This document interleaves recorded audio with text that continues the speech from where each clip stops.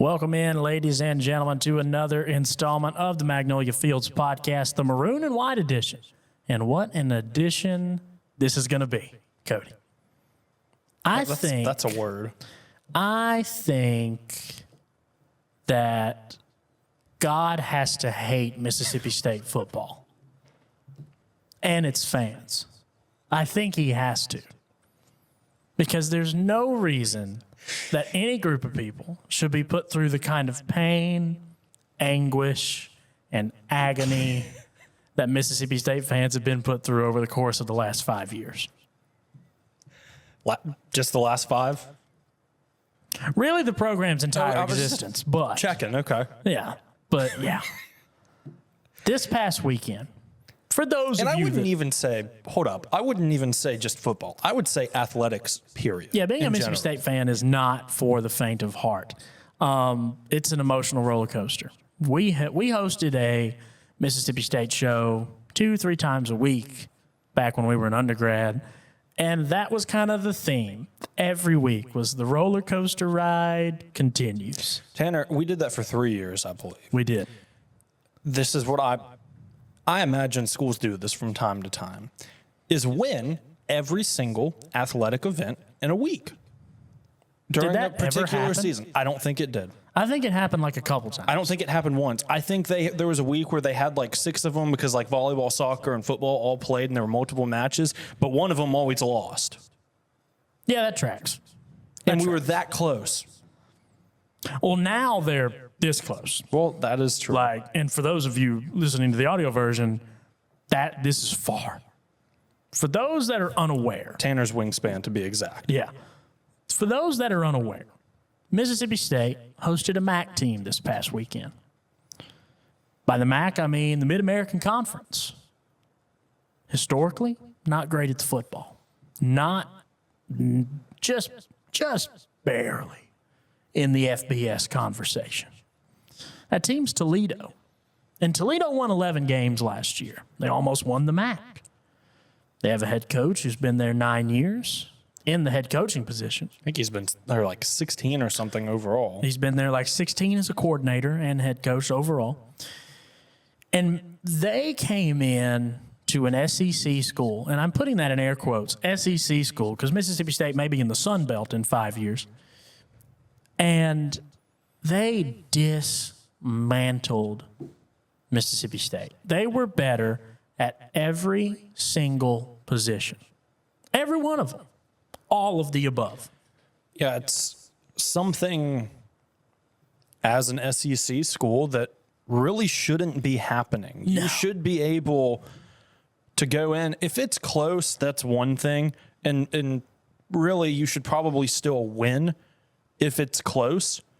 But the fact of the matter was, it was not close. It wasn't even remotely close. That's the thing. Is like, and this is what I think makes this the most aggravating loss in Mississippi State football history, going to be honest. And that's a lot of history, a lot of not great history.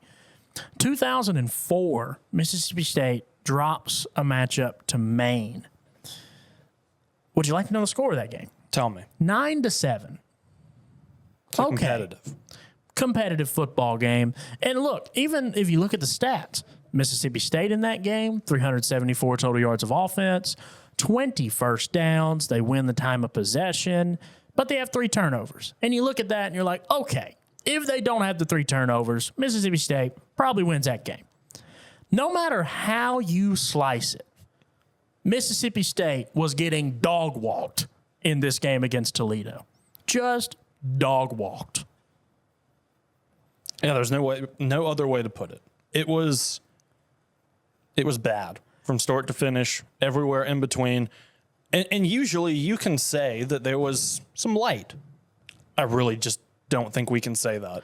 And here's the thing.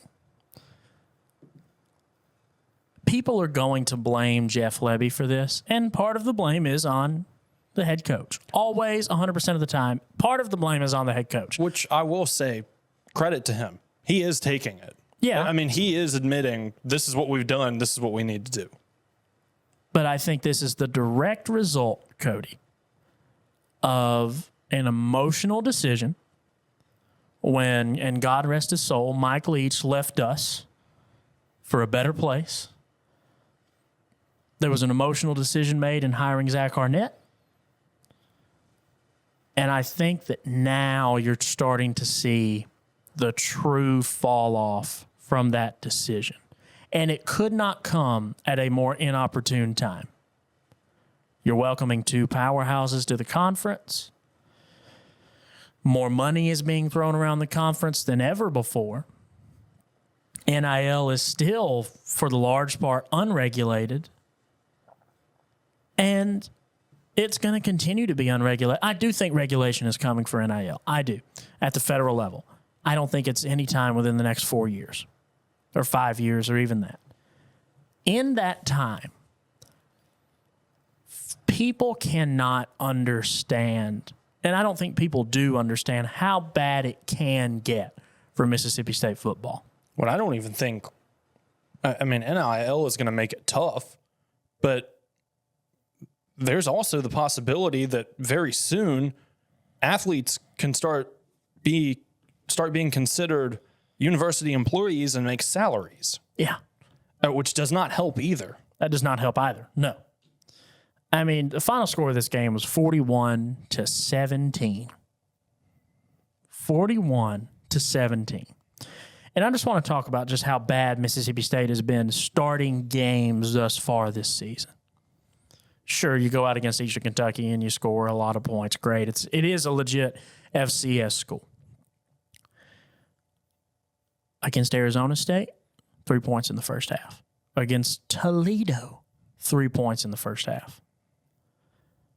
How are you coming out of the gate this bad? This not even remotely amped up to play a college football game? How? Yeah. I mean, this team was just getting absolutely bullied and pushed around by Toledo. Now, Toledo, a solid MAC team, a great MAC team, may win the conference this year. 7 of 11 starters on defense, 60 are seniors. This is an old squad. No SEC team should be pushed around for 4 quarters by a team from the MAC. No, and I understand getting pushed around a couple of plays, but here is the thing. When you think SEC, you think bigger, badder, better. Blake Shapen should have a lot more time in the pocket than he did. Our backs should have a lot bigger holes from the O-line. The offensive line is where this thing is made or broken. The defense should be able to tackle better. They should be able to cover better. They're supposed to be bigger, badder, and better, and it just isn't the case. Truthfully, I think there's one SEC starter. There's one player on this Mississippi State defense that could go and start somewhere else in the SEC, and it's Isaac Smith. That's one. It should be 11. 11. I mean, it's just tough. And I don't think the road gets any better. Florida is bad, and we'll get into that later in the show. But I just don't know how it gets any better. This may be the worst season in a long time for Mississippi State football. I hate to say it. I think they're rated the second hardest schedule in the nation behind Florida.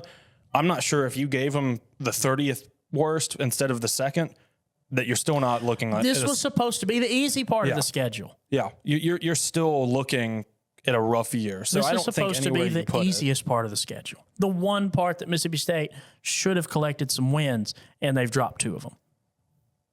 Not looking good. Not looking hot. Not looking good. Got to figure it out.